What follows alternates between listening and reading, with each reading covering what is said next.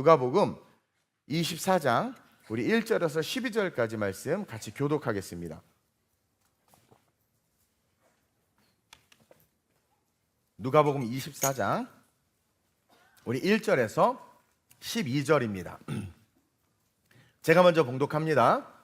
안식 후 첫날 새벽에 이 여자들이 그 준비한 향품을 가지고 무덤에 가서 돌이 무덤에서 굴려 옮겨진 것을 보고 들어가니 주 예수의 시체가 보이지 아니하더라. 이로 인하여 근심할 때에 문득 찬란한 옷을 입은 두 사람이 곁에 섰는지라. 여자들이 두려워 얼굴을 땅에 대니 두 사람이 이르되 어찌하여 살아있는 자를 죽은 자 가운데서 찾느냐? 여기 계시지 않고 살아나셨느니라.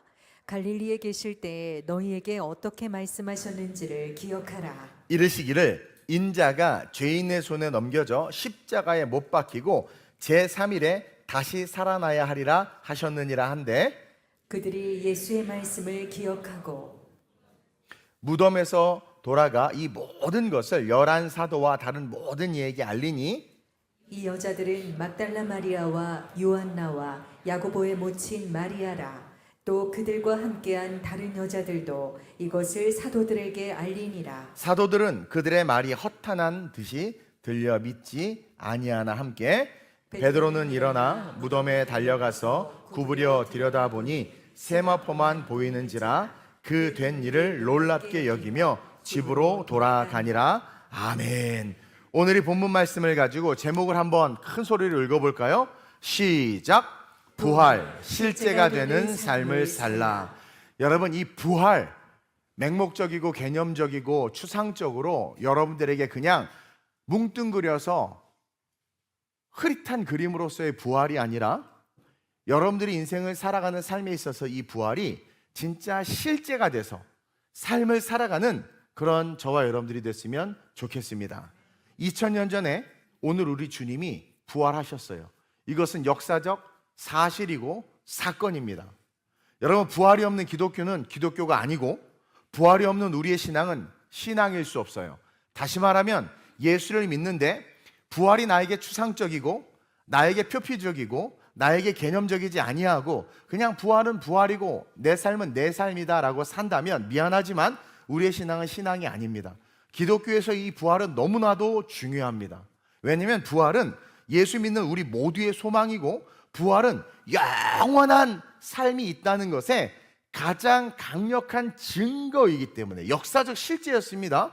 가장 강력한 증거이기 때문에 이 부활을 우리가 구체화하고 이 부활이 내가 살아가는 삶의 실제가 되게 해야 돼요. 여러분, 죽은 나사로 부활했죠? 죽었다가 살아났죠? 나인성 과부 죽었다가 살아났어요? 안 살아났어요? 근데요, 그런 부활, 성경에 죽은 자가 많이 살아났죠? 근데 그런 부활과 우리 예수님의 부활은 완전히 다른 개념이에요. 그들은요, 다음 페이지, 죽었다가 소생됐지만 결국 다시 죽는 일시적인 부활입니다. 그래서 우리는 그들을 그냥 소생되었다, 그냥 다시 살아났다. 그러나 그들은 어떻게 됐어요? 그냥 다시 죽었단 말입니다.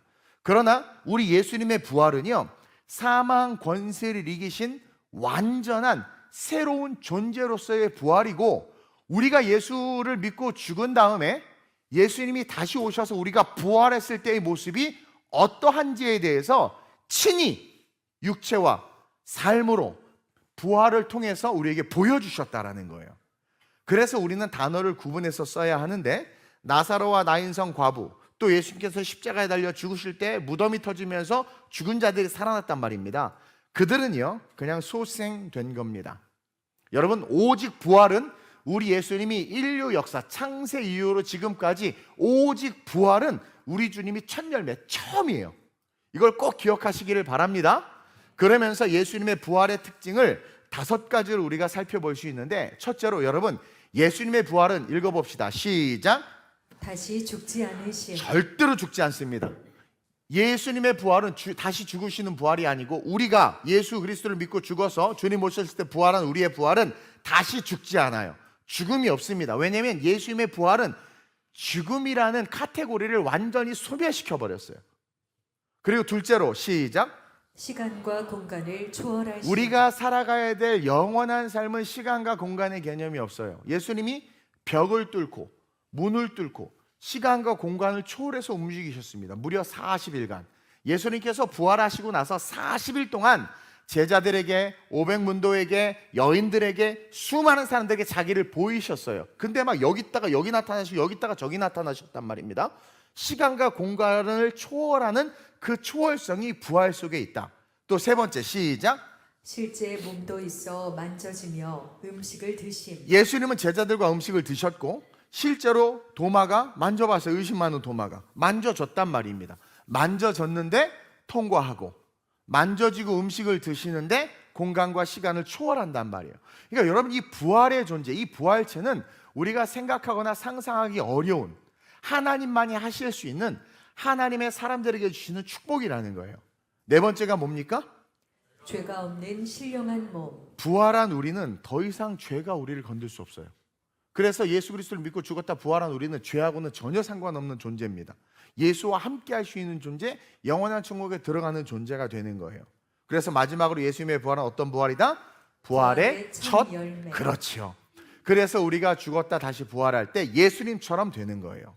한마디로 썩지 아니할 것으로의 변화, 죄가 사라진 신령한 몸으로서의 부활, 신령한 몸으로서의 부활이에요. 바디가 있어요. 고린도전서 15장 41절에서 46절 한번 자세히 읽어보겠습니다. 시작.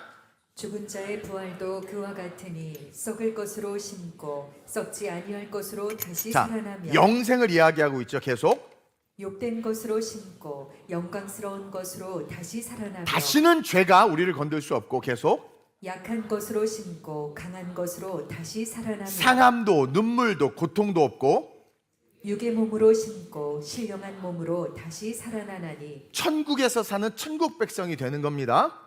육의 몸이 있은즉 또 영의 몸도 있느니라. 여러분, 영이 몸이 있어요. 그냥 뭐 하얀 게 막 왔다 갔다 하고 그런 거 아니에요. 계속 기록된 바 첫사람 아담은 생명이 되었다 함과 같이 마지막 아담은 살려주는 영이 되었나니 그러나 먼저는 신령한 사람이 아니요 육의 사람이요 그 다음에 신령한 사람이니라. 예수 그리스도를 믿어야 돼요. 누구도 태어나는 순간부터 신령할 수 없고, 누구도 태어나는 순간 도덕과 윤리의 정점에 이르고 뭐 죄도 안 짓고 막 태어나자마자 무인도에서 혼자 가만히 그렇게 살았어. 뭐 죄도 안 짓고 그렇다고 천국 갈 수 있는 거 아닙니다. 처음에는 다 육의 사람입니다. 원죄가 있거든요. 그러나 예수 그리스도를 구주로 고백하는 순간 그 죄는 십자가에서 다 소멸되고, 그리고 그 예수를 믿고 죽은 우리가 다시 부활할 때는 신령한 사람으로 부활하는 겁니다. 그리고 이제 그 부활의 주님이 Jesus come down, 다시 오실 때, 다시 오심으로 말미암아 예수를 믿고 죽은 자들이 부활하여 누리는 그 부활, 이것은 믿는 자에게 이루 말할 수 없는 축복이에요. 예수를 믿고 죽은 자들의 부활은 오직 주님의 재림의 때에만 일어납니다. 재림의 때에만. 그리고 그 부활을 통해 변화된 우리는 주님과 함께 어디에 거해? 영원한 천국에 거하는 거예요. 자, 근데 어느 순간 우리 주님이 오신단 말입니다.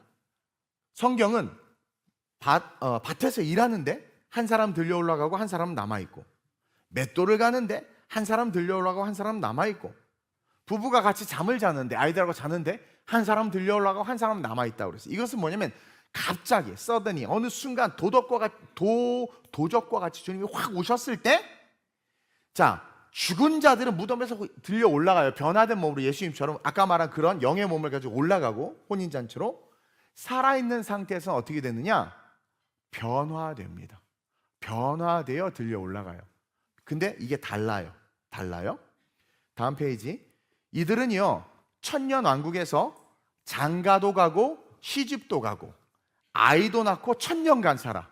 이들은요, 살아있는 상태에서 예수님이 오셔서 변화돼서 들려간 자들은요, 여러분 정확하게 아셔야 됩니다. 몸은 변화됐지만 그들은요, 장가도 가고 천년왕국에 가서 아이도 낳고 천년간 살아요.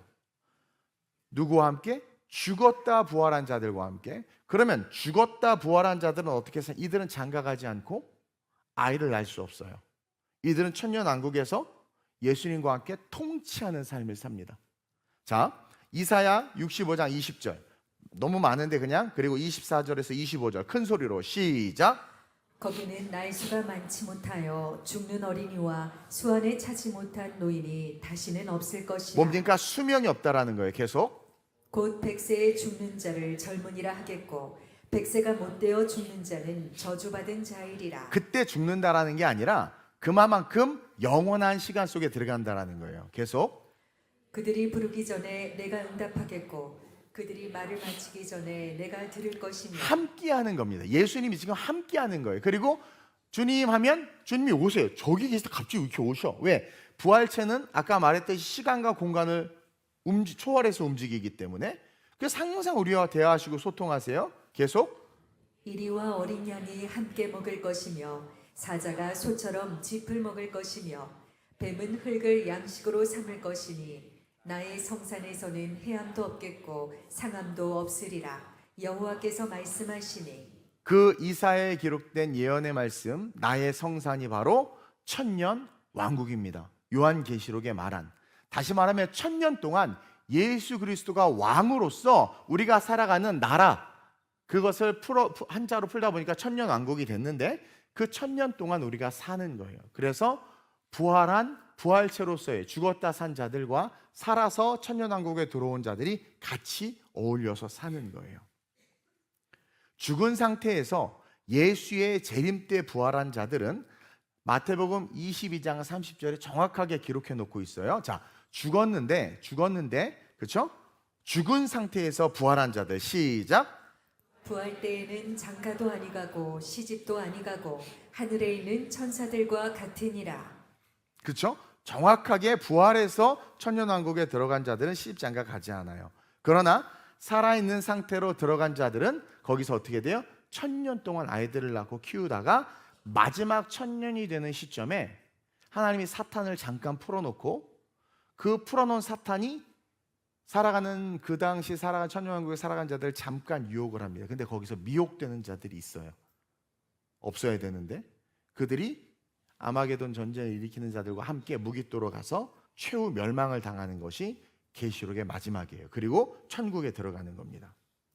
어쨌든 그래서 우리는 신앙생활을 하면서 반드시 이 부활에 대한 명확한, 여러분 그냥 뜬구름 잡는 게 아니라 이 계시록과 예언된 말씀, 그 부활에 대한 명확한 그림을 그리고 그것을 믿고 우리는 신앙생활해야 된다는 거예요. 다시 말하면 100년의 짧은 인생에 목숨 걸지 말고 여러분 영원의 삶을 알잖아요. 이터널 라이프, 영원의 그 삶이 있음을 알고 믿기 때문에 그 영원의 삶에 목숨을 걸어야 돼. 그 영원의 삶을 위해서 오늘 우리가 준비해야 돼. 따라서 이 죄된 세상에서 그 영생을 아는 자들은 어떻게 살 수밖에 없겠어요? 올바른 신앙의 삶을 살 수밖에 없겠지. 그래서 부활이 실제가 된 내 인생의 삶이 되어야 되는 거예요. 부활이 바로 오늘 우리가 살아가는 삶의 실제가 되어 살아갈 때 우리는 이 땅에서 진짜 온전한 그리스도인으로서의 삶을 살아낼 수 있고, 복음, 너 예수 믿으면 죽인다라고 할 때 나는 죽으면 죽었지 예수 포기하지 않아. 왜? 영생이 있기 때문에 100년의 인생에 목숨 걸지 않는 거예요. 그래서 북한 지하교회에서도 걸리면 죽는데도 신앙생활하는 것이고, 그래서 믿음의 선배들이 순교를 기꺼이 감당한 거예요. 그래서 마태복음 6장 33절에 예수님이 이렇게 말씀하신 거예요. 시작. 그런즉 너희는 먼저 그의 나라와 그의 의를 구하라. 그리하면 이 모든 것을 너희에게 더하시리라. 여러분, 성경은 명확하게 알아야 됩니다. 먼저 그의 나라와 그의 의를 구하라는 것을 너무나 추상적으로 우리 그리스도인들이 알아. 여러분, 이 먼저 그의 나라와 그의 의를 구하라라고 우리 예수님이 선언하신 것은 첫째로 뭡니까? 시작. 부활을 통한 천국. 부활을 통한 천국이 있다. 따라서 너희는 너희의 삶의 프라이머리티, 우선순위가 뭐냐? 무조건 영원한 천국이 있음을 알고 그것을 위해서 이 땅 가운데 직장 다니고 결혼하고 아이를 낳고 살아가는 거예요. 이제 뭐 결혼할 커플들이 또 몇 커플 있는데 믿지 않는 형제를 데리고 와서 자매가 결혼하겠다는 거지. 그래서 내가 야, 믿는 형제 만나. 그랬더니 뭐라는 줄 아세요? 거기서 거기에요. 그리고 믿지 않는 형제가 더 인격적이고 더 착하대. 근데 여러분 그거 아세요? 그렇게 결혼해가지고 그 믿지 않는 남편 전도하고 구원하려고 일평생 에너지 쏟다가, 그렇죠? 그렇게 늙어 죽느니 믿는 형제 만나서 영원한 천국과 하늘의 상급을 위해서 멋진 삶을 살다 천국 가는 게 더 유익한 거예요. 이게 예예요. 지혜가 있으라는 거예요. 청년들 지혜가 있으라는 거예요. 그래서 믿는 놈들 안에서 골라. 거기서 거기여도. 그래서 같이 믿고 같이 천국을 바라보고 가야지. 그거 인간의 욕심과 소욕에 묶여가지고 그거 하나 변화시키기도 평생 두들겨 맞으면서 신앙생활하다가 천국의 상급도 없이 그렇게 사는 거 아니라는 거죠. 그래서 부활을 통한 천국이 있다는 걸 딱 안다면 내 배우자는 무조건 예수 믿는 카테고리 안에서 고를 거예요. 딱 선언하는 거예요. 내가 직장 생활하고 뭐 하지만 난 안식일이 최우선이야. 하늘의 상급을 쌓는 거, 봉사, 전도, 계란 20개, 나 200개. 어떤 분들은 그래. 가족이 많으니까 우리 목사님 때문에 우리 집에 계란 냄새가 막 아니 나는 얼음만 20개씩 준비하라고 했더니 부모가 극성이셔가지고 애까지 5가정이 100개를 삶아가지고 하여튼 감사해요. 하나님께 기뻐하실 거니까. 어쨌든 그것처럼 뭔가 그러니까 부활을 통한 천국이 있다. 너희는 먼저 그의 나라와 그의 일을 딱 구하라 그러면 거기에 대해서 딱 생각을 하는 거예요. 그래, 천국을 위해서 가는 여정의 100년의 여정 동안 그 분명히 더 가야 될 곳이 있으니까 그것을 위한 삶을 살자. 직장을 고르더라도, 그렇죠? 아니 무슨 나이트클럽 삐끼를 하겠습니까? 직장을 고르더라도 하나님의 영광을 위한 것을 위한 직장을 고르기 위해서 노력하고, 친구들과 어울리고 동호회 활동을 하더라도 그분의 나라와 천국이 있음을 믿기에 그 카테고리 안에 살 수 있는 건전하고 아름다운 것들을 선택하고 항상 생각이 거기에 꽂혀 있는 거죠. 먼저 그의 나라와 그의 일을 구하는 거예요. 여행을 가더라도 자기야 여행 가봐야 갔다 와봐야 똑같아. 차라리 선교를 가자. 우리 선교는 얼마나 좋냐. 영원까지 남고. 그럼 부부가 그래 우리의 여행은 선교다. 그리고 선교 딱 끝나고 목사님 저희 3일 후에 들어갈게요. It's okay. 얼마나 좋습니까? 지성전 있으니까 한 달 살기도 하고 오고. 그러니까 그렇게 뭔가 부활을 통한 천국이 있음을 알고 살라는 거예요. 먼저 그의 나라와 그의 의를 구하라는 거예요. 둘째는 뭡니까? 지금 이 땅에 시작된 교회. 지금 이 땅에 시작된 이 교회가 작은 천국이니까 교회를 위하여 그의 나라와 그의 교회의 마음을 두고 교회가 걸어가는 방향, 교회에서 하는 어떤 특별 새벽 부흥회, 성회, 집회 이런 것에 먼저 두라는 거예요. 먼저 거기에 마음을 두라는 거예요. 교회에. 그럴 때 우리의 삶이 영원한 천국을 준비하는 게 되는 거예요. 또 세 번째 뭡니까? 삶의 올바른 우선순위. 인생은 끊임없는 선택이죠. 결정이란 말입니다. 스케줄을 짠단 말입니다. 그럴 때 먼저 그의 나라와 그의 의를 구한다는 것은 뭐냐면 천국이 있다는 것을 알기 때문에 내 삶의 스케줄, 내 삶의 영역 속에서의 우선순위는 딱 그의 나라와 그의 의가 돼서 결정이 되는 거예요. 스케줄을 짤 때. 그리고 네 번째, 시작. 내게 주신 사명. 각자에게 우리가 예수 그리스도를 만나면 하나님은 인디비주얼한 영역 속에 비전을 주세요. 저는 예수 그리스도가 저에게 목회자라는 콜링을 주기 전에는 제 비전은 사업가였어요. 거룩한 사업가. 내가 꾸는 것도 비전이니까 그것처럼 각자에게 주는 게 있단 말입니다. 거기에 집중하는 거예요. 내게 주신 사명에 집중하는 거예요. 그래서 이 네 가지가 어우러져서 살아가는 게 먼저 그의 나라와 그의 의를 구하는 삶인 거예요. 이제 이해되셨죠? 그래야 하면 어떻게 하신다라는 거예요? 이 모든 것을 너에게 더하시겠다.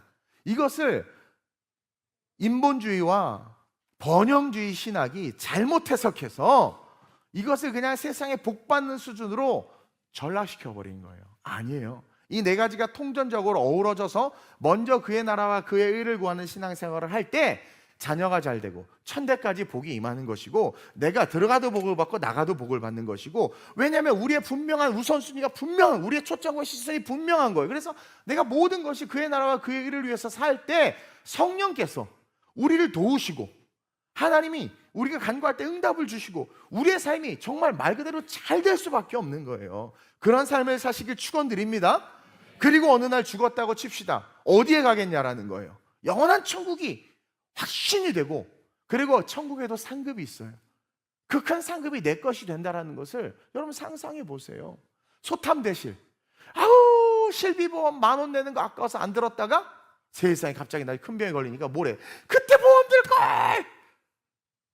여러분, 천국 보험을 들어야 돼요. 인간 세상의 보험이 아니라.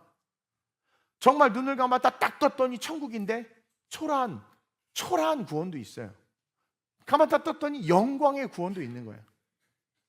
다 얘기하면 시간이 없고 제 설교 속에 계속 녹아져 있는 내용들이니까 오랜 신앙생활 제 말씀을 들은 분들은 다 이해하실 거예요. 그렇게 살아가는 삶, 그 삶은요, 이 땅에서 어떤 삶이 돼요? 첫째는 승리하는 삶, 영적 능력이 나타나는 삶, 그리고 그냥 복받는 삶이 되는 거예요. 그걸 예수님이 가르쳐주고 있는 거예요, 지금. 그리고 그렇게 살잖아요. 그런 자들은요, 저절로 마태복음 13장 44절의 애티튜드가 몸에 배요. 그게 그냥 마태복음 13장 이 44절이 삶에 드러나. 한번 볼까요? 시작. 천국은 마치 밭에 감추인 보화와 같으니 사람이 이를 발견한 후 숨겨두고 기뻐하며 돌아가서 자기의 소유를 다 팔아 그 밭을 사느니라. 천국에 먼저 그의 나라와 그에 의해 딱 초점을 둔 자들은 고난중한 특별 새벽 부흥에 거기 보화가 있다는 걸 알아요. 그래서 자기의 시간을 팔아서 새벽 시간을 사는 거죠. 계란전도 거기에 하늘에 보화가 있다는 걸 알아요. 그래서 여러분들 뭐예요? 자기의 물질을 팔아서 계란 20개 사는 거예요. 계란이 왔어요. 계란이. 그 계란을 사는 거예요.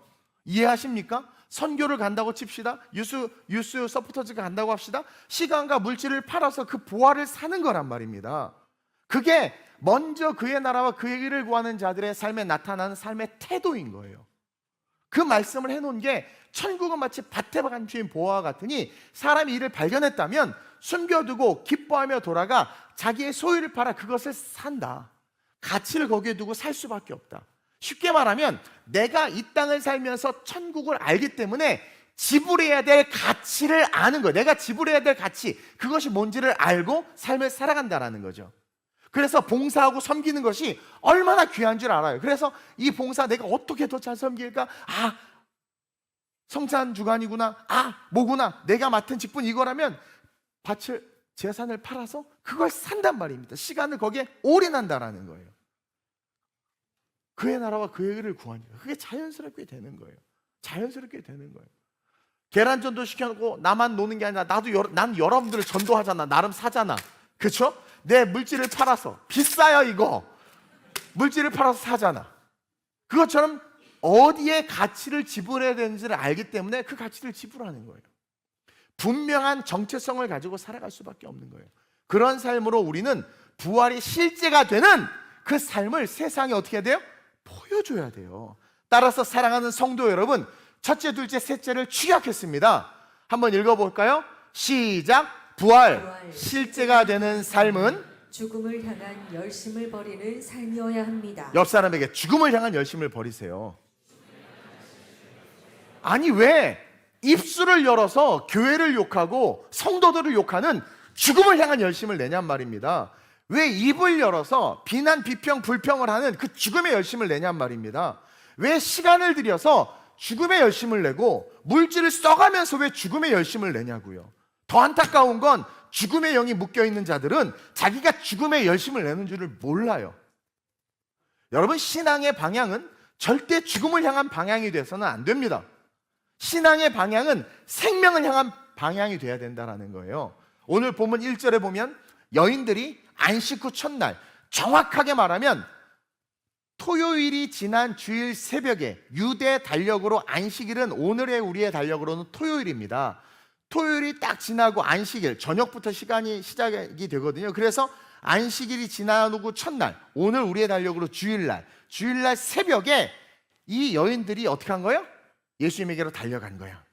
주일 새벽에 예수님의 시체에 못다한 장례를 마무리하기 위해서. 왜? 안식일 날은 일을 하면 안 되니까 안식일이 되기 전에 열심히 예수님을 내려서 오후 3시에 운명하셨잖아요. 빨리 세마포에 싸가지고 급하게 아리마대 요셉 무덤에 넣었단 말입니다. 급하게 장례를 치른 거예요. 향품도 못 바르고. 그러니까 안식 후 첫날이 되자마자 어떻게 하는 거예요? 이들이 달려가서 못다한 장례를 마무리하기 위해서 향품을 들고 달려간 거예요. 정말 열심을 내서 달려갑니다. 시간을 들이고 물질을 들여서 새벽 안식일이 끝나 있겠지만 막 기다렸다가 평행본문인 마가복음에 아주 자세히 기록하고 있는데 마가복음 16장 1절 3절을 상상하면서 읽어보세요. 시작.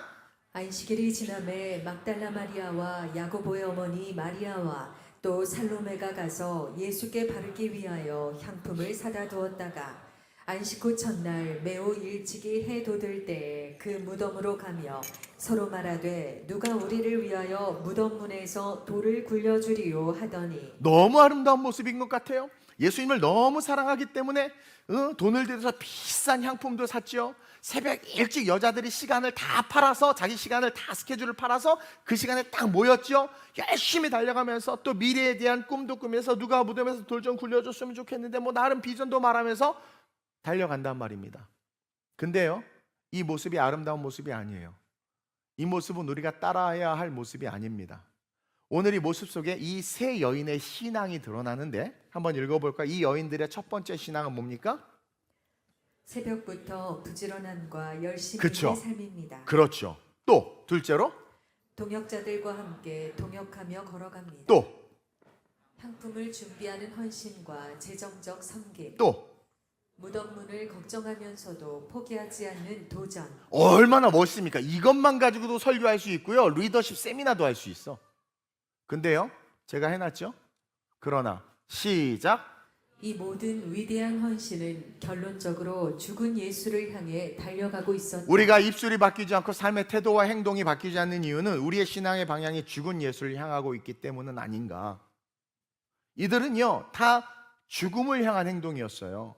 쉽게 말해 부지런했습니다. 열심히였어요. 열심히 신앙생활한 거죠. 동력자들도 있었습니다. 구역식들과 똥돌 뭉쳤어요. 재정적 헌신으로 야 돈 모아 n분의 1 해가지고 비싼 향품과 관련된 모든 것들을 샀습니다. 섬김이 있었습니다. 또 포기하지 않고 돌이 있지만 어떻게든 해보겠다고 막 달려간 거예요. 자기의 힘을 초월하는 캐파를 넘어서는 일인데도 막 달려간 거예요. 열정도 있었죠. 근데 결국은 죽은 예수 향해 달려가고 있었다. 오늘 저와 여러분 그리고 한국교회는요, 바로 이 죽은 예수를 향해서 달려가는 열심이 그동안 너무 많았던 것 같아요.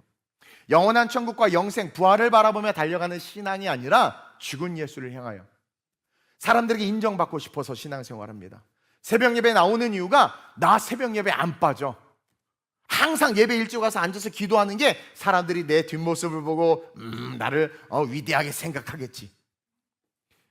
주중에는 거지같이 하고 다니는데 주일만 이쁘게 하고 와. 왜? 난 이쁘다라는 걸 주일날 성도들에게 보여줘야지. 평소에 헌금은 1,000원씩 하다가 어느 날 감동이 와서 한 10만 원 봉투에 넣으면 붓글씨로 써. 붓글씨로 헌금자 이동훈 주님 사랑합니다. 그렇죠? 그러지는 않냐라는 거예요. 사람들에게 인정받고 또 열심히 성공해. 막 했어. 성공한 것을 통해서 봐, 내 신앙이 얼마나 위대한지 알아? 봐, 나 성공했잖아. 내 신앙, 나처럼 신앙생활해야 돼. 이런 모습. 시련과 역경을 뚫고 갑니다. 막 고난이 와도 막 뚫고 가요. 힘든데 힘든다는 말도 안 하고 막 뚫고 가. 자기 과시, 자기 능력을 드러내려고. 근데 결국 교회도 그렇잖아요. 큰 교회 막 건축해서 막 빚이 어마어마한데도 막 허덕이는데도 막 지어놓고 이게 내 신앙의 힘이야. 막 이런 모습들. 결국은요, 예수나 천국이 아니라 이 땅과 세상 가운데 자기를 드러내는 자기 신앙, 그런 생활을 하고 있다는 거죠. 천국과는 전혀 상관없는. 우리가 정말 부활이 실제가 돼서 천국 소망이 있다면 당연히 우리는 더욱더 열심히 말씀대로 살려고 하고 노력하게 되고 말씀에 자기를 비춰보면서 남을 탓하고 판단할 시간이 어디 있습니까? 스스로를 끊임없이 돌아보면서 점검하는, 이게 진짜예요. 천국을 보고 오고 천국을 딱 보고 왔어. 그리고 천국에 대해서 너무 좋은 거야. 그리고 그걸 증언한 사람이 누구예요? 바울이잖아요. 바울 삼층천 천국 보고 왔잖아요. 그가 천국을 보고 와서 천국을 너무 사모하는 거야. 그리고 천국을 너무 가고 싶은 거야. 근데 그 마음과 동시에 어떤 마음이 바울에게 팍 들어왔느냐? 버림받을까 두려운 마음. 천국 못 갈까 봐. 여러분, 이게 정상이에요. 여러분들은, 죄송합니다, 옆 사람 잠깐 보세요. 오래 보면 시험 드니까. 여러분들은 막 그렇게 살면서도 난 천국 가 이러죠. 근데 바울은요, 상상할 수 없는 고난과 고통과 그렇게 복음을 전하면서도 자기가 천국을 바라볼 때마다 나 못 들어가면 어떡하지? 그 두려움이 있었어. 여러분, 지금부터 잘 들으세요. 교회 안에서 리더들이 되면은요, 예를 들어서 목사, 전도사, 예배 인도자, 성가대 지휘자, 파트장들, 구역장들, 리더들이 딱 되잖아요. 리더들이 되면은요, 그 자리 때문에 어쩔 수 없이 사람들을 가르치기도 해야 되고, 신앙의 조언을 해야 되기도 하고, 또 멘트도 해야 돼요. 화려하게 신앙하지 이끄는 자가 돼야 되니까. 그래서 또 열심히 막 복음도 전합니다. 나름의 성경에 막 진리도 막 얘기해요. 막 멘트하는데, 찬양 인도하는데 얼마나 뜨겁게 멘트하는지 몰라. 설교자들도요, 올바른 설교 엄청 잘합니다. 근데 역설적이게도 그런 리더일수록 다른 사람들에게는 좋은 말, 은혜되는 말 엄청 잘하면서 정작 자신들은 그 복음의 능력에 참여하고 있지 못하는 경우가 너무 많다는 거예요. 제가 예배 인도자 출신이지 않습니까? 저는 멘트를 할 때마다 스스로 너무 괴로웠어요. 내가 그러지 못할까 봐. 그리고 멘트를 할 때마다 내가 그렇게 해달라고 부르짖으면서 기도했어요. 그랬더니 부흥이 왔어요. 근데 어떻습니까? 리더의 자리에서는 뭐를 해야 된다, 어떻게 해야 된다 큰 소리를 칩니다. 헌신해야 됩니다, 큰 소리를 칩니다. 근데 정작 자신은 그 헌신에 참여하지 못해. 자신은 그 올바름에 서 있지 못하는 그 어처구니 없는 모습들. 그래서 주님은요, 리더들에게는 책임을 묻는 겁니다. 따라합시다. 리더보다 성도 되는 게 좋다. 평생 성도로 있자. 그게 나 차라리. 왜냐하면 리더들에게는 책임을 묻고 성도들에게는 사랑과 용납으로 대해 주시는 게 우리 주님이야. 왜 나를 목사로 부르셨는지 모르겠어. 난 진짜 난 성도가 너무 좋은데. 얼마나 좋아. 여러분, 그냥 여러분들과 살다가 주일날 와서 앉아서 말씀, 여러분 설교 준비해봤어요? 좋은 말씀, 아멘 하고 가면 되잖아. 또 와서 아멘 또 회개하고. 근데 나는 이렇게 설교하면 그렇게 살아내야 되고, 살아내지 못하면 괴로워서 벽에다 머리를 박는단 말입니다. 넌 죽어야 돼 막 이러면서. 저 완전하지 않거든요. 왜 나를 부르셔가지고. 그래서 주님은 리더에게는 책임을 묻고 성도들에게는 사랑과 용납으로 대해주는 거예요. 그래서 야고보가 그것을 알았어요. 정확하게 꿰뚫고 우리에게 뭐라고 야고보 사도가 권면했느냐. 예수님의 형제죠. 뭐라고 권면했느냐. 너네들 선생 되지 마라. 우리 교사들 큰일 났네. 선생 되기를 사모하지 말라. 또 이렇다고 안 되라는 게 아니라 이게 사실 축복이에요. 중요한 건 천국을 바라보면서 살면 당연히 삶이 따라오는데, 여러분 논지를 놓치지 마세요. 먼저 그의 나라와 그의 일을 바라보지 못한 채 살아가니까 그렇게 된다는 거예요. 야고보 사도가, 야 너는 남은 그렇게 잘 가르치는데, 그렇죠? 너 자신은 네가 가르치는 그 선포한 그 가르침, 그 복음, 너는 왜 거기에 참여하지 못해? 너는 왜 그대로 못 살아? 그러면서 그 역설에 빠져버리는 거예요. 그러면서 버림받아 너. 그렇게 외치면서 경계를 준 거예요. 텐션을 준 거예요. 그래서 바울이 이어져요. 바울이 야고보 사도의 스피릿과 동일합니다. 고린도전서 9장 27절에 이렇게 고백해요. 시작. 내가 내 몸을 쳐 복종하게 함은 내가 남에게 전파한 후에 자신이 도리어 버림을 당할까 두려워함이로다. 그거죠. 내가 열심히 전파하고 너희들 이 독사의 자식들아 너 이렇게 살아야 돼 막 외쳤는데 자기는 역설적이게 그 외침에 서 있지 못하고 그대로 살지 못하는 거야. 그걸 지가 느끼는 거예요. 그러니까 내가 버림받을까 두려운 거예요. 이게 어디에 시선이 있는 거예요? 그의 나라에 있는 거 아니겠어요? 여기서 바울이 이렇게 이야기합니다. 버림당할까 두렵다. 이게 헬라어로 아도키모스라는 단어인데 그 뜻이 뭐예요? 한번 읽어봅시다. 시작. 버림을 당함, 함량 미달, 불합격 판정. 함량 미달. 바울이 느끼는 거예요. 함량 미달 아니야 나? 구역장으로서 함량 미달 아니야? 목사로서 함량 미달 아니야? 예배 인도자로서 함량 미달 아니야? 성가대 지휘자로서, 안수 집사로서, 권사로서 나 함량 미달 아니야? 결국 불합격 판정 받을까 봐 두려운 거예요. 야고보 사도가 뭐라고 3장 1절에 이야기합니까? 시작. 내 형제들아 너희는 선생된 우리가 더 큰 심판을 받을 줄 알고 선생이 많이 되지 말라. 우리 교회학교 선생님들 삶과 위로와 그 소망의 말씀을 드립니다. 내 형제들아 너희는 선생된 우리가, 여기서 우리는 축복을 발견합니다. 예수님이 선생님을 자기의 카테고리 안에 넣고 있어요. 예수님의 카테고리 안에 넣고 있다고. 그러니까 선생이 복이 아니야, 복이죠. 엄청난 복이에요. 영적으로 누군가를 가르칠 수 있다는 건 엄청난 축복입니다. 하나님의 핀셋 은혜가 있는 거예요. 딱 집어서 세워놓은 거예요. 너무나 큰 은혜예요. 그러나 뭘 수반하는 거예요? 책임. 예수님도 책임을 지셔서 십자가 죽으셨잖아. 책임. 다시 말해 함량 미달되지 마라. 야고보는 뭐라고 말합니까? 더 큰 심판. 이것은 쉽게 말하면 더 엄하게, 더 강하게 너희들을 어떻게 하겠다는 거예요. 내가 판단하겠다. 그 좀 빡센 룰을 적용하겠다. 왜? 너희들은 가르치는 자니까. 가르치는 자니까. 결론은 뭡니까? 내가 아는 성경의 지식과 내 삶에 극간의 간극이 생기는 거예요. 내 멘트와 내 삶에 극간의 간극이, 내 설교와 내 삶에 극간의 간극이 생기는 거예요. 바울은 이게 괴로웠던 거예요. 바울이 알았던, 바울은 너무 정직한 사람이었던 거예요. 알았던 거죠. 성경은 다 기록하고 있지는 않지만 바울이 인간적으로 갈등했던 거, 그 분노들 다 그 안에 있습니다. 그래서 스스로가 느낀 거예요. 가르침과 자기 삶의 간극, 외침과 삶이 일치하지 않을 때 그 복음의 권위가 무너지기 때문에 더 큰 심판을 받게 된다. 그래, 나 버림받을 것 같아. 왜냐하면 복음을 가르쳐 놓고는 가르친 사람이 내가 가르쳤는데 가르쳐 놓고 내가 선생님 막 살아. 그거는 그리스도를 능멸하는 겁니다. 그래서 그런 말 있죠. 너나 잘하세요. 그런 말 있죠. 내로남불이 왜 나왔어요? 말은 엄청나게 하는데 말과 다르게 행동하는 그 쓰레기 같은 정치인들이 세상에 얼마나 많습니까? 그리스도를 능멸하고 국민을 능멸하는 거죠. 세상에서 복음의 가치, 복음의 능력을 소멸시키는 사탄의 짓을 하는 겁니다. 그래서 우리가 지도자를 고를 때나 뽑을 때 주목해서 봐야 하는 건 그들의 말과 행동이 일치하느냐, 일치하지 않느냐, 이 부분을 주목해서 봐야 돼요. 따라서 우리는 바울과 같이 자기 몸을 쳐 복종케 하는 훈련을 해야 합니다. 집에다 채찍 하나씩 걸어 놓으세요. 자기 몸을 쳐 복종케 하는 훈련. 남편에게 나 쳐, 아내에게 나 쳐. 좀 이상해지는데 설교가. 그만큼 텐션 하라는 거예요.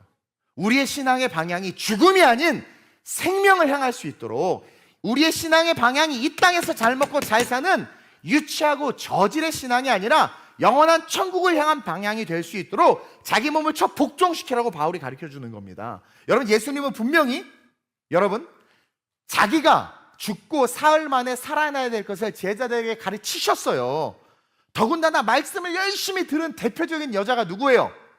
옆 사람에게 네 얘기하신다. 말씀을 열심히 듣고 예수님의 말씀을 사모했던 대표적인 여자가 누구예요? 마리아. 그렇지, 우리 주일학교 너무나 이쁘네, 마리아. 근데 그 마리아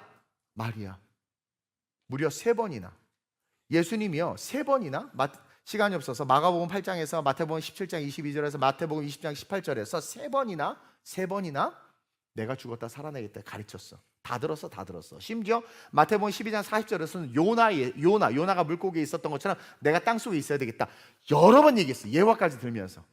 자, 3번째 말씀만 읽어보세요. 3번째로 했던 말씀, 첫 번째, 두 번째, 세 번째, 제일 마지막에 했던 말씀. 마태복음 20장 10절 19절 시작. 예수께서 예루살렘으로 올라가려 하실 때에 12 제자를 따로 데리시고 길에서 이르시되. 저렇게 걷다가 잠깐 멈추셨어. 그리고 그들에게 정확하게 이야기하셨어요. 계속. 보라, 우리가 예루살렘으로 올라가노니 인자가 대제사장들과 서기관들에게 넘겨짐을 그들이 죽이기로 결의하고 이방인들에게 넘겨주어 그를 조롱하며 채찍질하며 십자가에 못 박게 할 것이나 제3일에 살아나리라. 말씀하셨어요, 안 하셨어요? 이거 무려 3번이나 했어요. 3번이나. 근데 우리 주일학교 애들은 설교 들으면 잘 기억해요. 엄마 아빠한테 있다가 집에 가면서 엄마, 우리 목사님 오늘 설교 제목이 뭐였어? 물어봐. 그래서 만약에 우리 엄마 아빠가 맞췄어, 그럼 목사님한테 카톡해. 그럼 목사님 선물 줄게. 그렇지. 그러나 거짓말하면 돼, 안 돼? 그렇지. 그래서 엄마 아빠가 모르면 우리 엄마 아빠 몰랐어요, 목사님 예언력이 대단하세요, 이렇게 보내면 돼. 그렇지. 3번이나 말했는데 이 제자들 마리아 다 까먹었어. 다시 말하면 말씀을 안 믿었어요. 듣기만 들었지. 정말 믿었다면 예수 부활! 말씀하시던 대로 살아났다! 하고, 제가 현수막을 만들었어요. 저렇게 유치하지만 들고 꽃다발 들고 달려갔어야 돼. 진짜 그 말씀을 믿었으면. 제가요, 천국 소망이 없으면 저 이렇게 안 살아요. 천국 소망이 없으면 저 여기저기 불러준 데 많아. 가서 강의하고 설교 집회 다니고 거기서 그 사례비 받고, 여기서 내가 왜 사례비도 안 받고 없을 때 못 받고 막 이러고 있으니까 무조건 받고, 담임 목사 사례비 대출을 받았어라도 줘야지 막 이러면서 막 이러고 막 섬기라고 그러고 그렇게 살겠지. 근데 천국 소망이 있으니까 그게 별로 중요하지 않아요. 나는 하늘의 상급을 받고 싶은 거예요. 이게 있으면 교회와 목회자들이 또 성도들의 삶이 기름이 쫙 빠져 세상의 본이 될 수밖에 없어요. 그 말씀을 딱 믿었다면 이렇게 현수막 들고, 저 향품이 아니라 저 돈 살 걸로 저거 100분의 1밖에 안 현수막, 저 2만 원이면 만들어.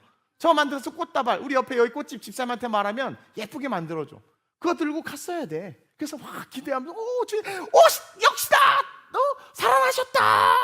저는 기다리고 있었어요! 이래야 되잖아. 근데 향품 들고 이러고 죽음을 향해서 달려. 죽은 예수를 향해서. 여러분들의 신앙생활은 천국을 믿고 하는 신앙생활입니까? 예? 조용하시네. 그렇죠? 재림의 주님을 믿고 신앙생활 하세요? 그렇지. 여러분 휴거와 천년왕국을 믿고 신앙생활 하세요? 만약에 그렇다면 여러분들 지금과 많이 달라야 될 것 같아요. 계란 삶는 게 그렇게 열받으십니까? 전도하는 게 그렇게 짜증이 나시고, 새벽 예배 특세 오는 게 그렇게 괴롭고, 직분을 맡아서 그 직분 때문에 감당해야 될 열심을 내야 되는 시간, 물질, 그것들을 허비한다? 그것들을 하나님 앞에 드리는 게 그렇게 괴롭나요? 우리는 죽음을 향해서 달려가고 있지는 않는가? 돌아볼 수 있어야 됩니다. 죽음을 향해서 달려가는 신앙이 인본주의 신앙입니다. 죽은 예수를 위해서 달려가는 신앙이 세속주의예요. 죽은 예수를 위해서 달려가는 신앙이 번영주의입니다. 교회 다니면서 잘 되려고 하는 거, 교회 다니면서 복 받으려고 하는 거 아니요. 여러분, 교회는 받은 은혜 속에서 감사로 다니는 거고, 교회를 다니고 하나님의 나라를 바라보는 자들에게는 그냥 축복은 저절로 오는 겁니다. 그거를 바라는 존재는 이방인들이에요. 그래서 야, 무엇을 먹을까 무엇을 마실까 염려하지 마. 그건 다 이방인들이 구하는 거야. 내 새끼들은 때 되면 알아서 옷 사주고 신발 사주고, 너희가 있어야 될 거 내가 알아. 산 예수, 천국 소망을 가지고 산 예수, 부활하신 예수, 제 이름의 예수를 향해서 달려가면 이 모든 것이 너에게 더해질 거야. 그래서 저는요, 정말 제가 그걸 너무나 많이 경험해요. 아팠는데 회복됐죠. 옷 떨어지면 저절로 옷도 생기죠.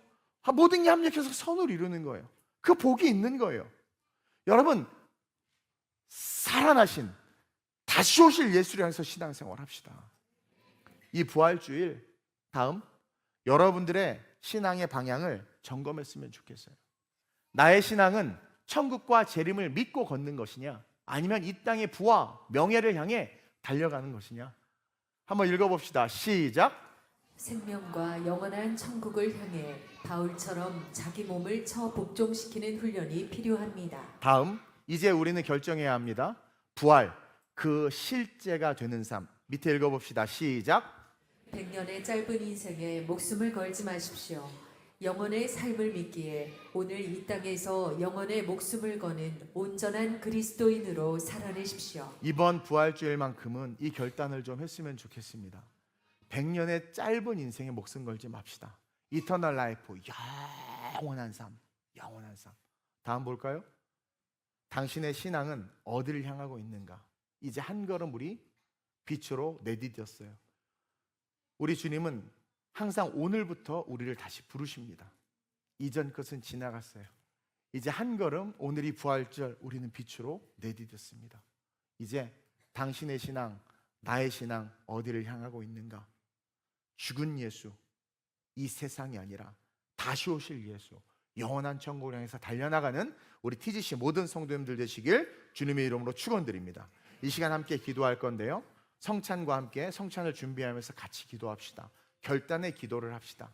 이제 우리가 성찬을 대할 텐데, 하나님, 내가 이 성찬과 함께 내가 빛으로 나아갑니다. 내가 이 성찬과 함께 그동안 죽은 예수를 향해서 달려갔습니다. 아무 상급도 없는 향품을 사느냐고 돈을 썼고, 아무 상급도 없는 시간을 내느냐고 내 스케줄을 바꿨으며 아무 상급도 없는 그 열심을 내냐고 새벽부터 달려갔는데, 이제 하나님 오늘 말씀을 통해서 깨닫습니다. 나는 죽은 예수가 아니라 부활하신 예수, 다시 오실 예수를 바라보며 이제 빛으로 한 걸음 내딛습니다. 하나님, 내가 아는 신앙, 외치는 선포의 그 신앙과 내 삶이 이원화되지 않게 하시고 살아계신 그 예수 앞에 내 모든 것들을 드릴 수 있는 삶이 되게 하여 주옵소서. 나를 위해서 모든 것을 주신 그 십자가 앞에서 내가 시간 다시 일어섭니다. 이 성찬과 함께 내 삶이 산 소망이 되게 하여 주옵소서. 내 신앙, 내 입술, 내 행동과 선택과 결단, 모든 것들이 살아계신 주님을 향할 수 있도록 오늘 말씀을 기억하면서 우리 정말 세 번 부르고 성찬을 대한 우리의 마음이 될 수 있도록 회개하면서 합심으로 전심으로 기도합니다. 주여, 주여, 주여. 좋으신 아버지 하나님, 오늘 거룩한 부활주의를 맞이하여 하나님 부활 그 실제가 되는 삶을 살라고 우리에게 말씀해 주셨습니다. 하나님, 오늘 세 명의 여인들, 주님을 너무나도 사랑하는 여인들이었고 정말 주님의 말씀을 청종하는 여인들이었고, 또 다른 사람들은 아무도 돌보지 않았지만 주님의 못다한 장례를 바라보며 눈물을 흘리며 이 무덤으로 달려갔던 그런 여인들이었습니다. 그러나 하나님, 그들은 예수님의 말씀을 들었지만 기억하지 못했고, 들었지만 삶의 그 말씀이 실제가 되지 않았기에 죽은 예수를 향해 달려갔습니다.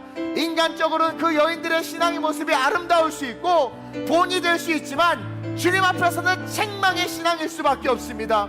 오늘날 우리가 하는 헌신과 우리가 신앙생활의 그 모든 것들 죽은 예수 앞에서 하는 것 아닙니까? 하나님, 정말 주님이 살아계시고 우리와 함께 하시고 우리를 보시는 주님이라면 우리의 신앙의 모습은 지금과 달라야 합니다. 우리의 입술의 언어는 지금과 달라야 하고 우리의 선택은 지금과 달라야 합니다. 우리의 환경과 상황이 핑계되는 것이 아니라 영원한 천국을 바라보기 때문에 뚫고 걸어가야 합니다. 이제 오늘 회개하며 주님 앞으로 나아갈 때 이 성찬과 함께 빛으로 한 걸음 한 걸음 더 나아간 우리 모두가 되게 하시고, 바로 어제까지 비난하고 비평하고 불평했던 우리의 입술 하나님 숯불로 지져주시고, 우리의 생각과 마음 같은 미움들 성령의 입으로 태워주시고, 하나님 앞에 열심을 내지 못했던, 세상을 향해서만 달려가고 세상의 복을 달라고만 기도했던 인본주의 신앙 다 내려놓게 하시고 십자가 예수 앞에 온전히 살아 하나님의 영광 안에서 달려가는 산 소망이 있는 우리 모든 성도들 되게 하여 주옵소서. 내가 나서는 예수의 이름으로 명하노니 더 글로벌 처치 모든 성도들은 산 소망을 가진 하나님 앞에서 살아있는 성도들이 될지어다. 죽은 신앙이 아니라 살아있는 신앙, 없어지는 신앙이 아니라 예수 그리스도 앞에 칭찬받는 신앙, 그 신앙으로 주님 오셨을 때 이는 내 사랑하는 자요 내 기뻐하는 자라 말씀하시며, 주여 그 축복받는 은혜의 성도들 되게 하여 주시옵소서. 내가 나서는 예수의 이름으로 명하노니 예수 그리스도의 신앙으로, 예수 그리스도의 신앙으로 회복되는 성찬 될지어다. 다시 영혼육이 살아나는 성찬 될지어다. 하나님, 특별히 오늘 성찬을 대할 때 당신이 채찍에 맞음으로 우리가 나음을 입었다고 분명히 기록해 놓으셨습니다. 성찬을 대할 때 병든 자가 치유되게 하여 주옵소서. 잔을 대할 때 우리의 악한 생각과 사상과 이념과 마음과 쓴뿌리가 사해지게 하여 주옵소서. 그래서 죽은 예수를 향해서 뛰던 우리의 삶이 다시 오실 예수를 향해서 뛰게 해 주옵소서. 감사함을 드리며 살아계신 예수님의 이름으로 축복하며 기도드립니다. 아멘.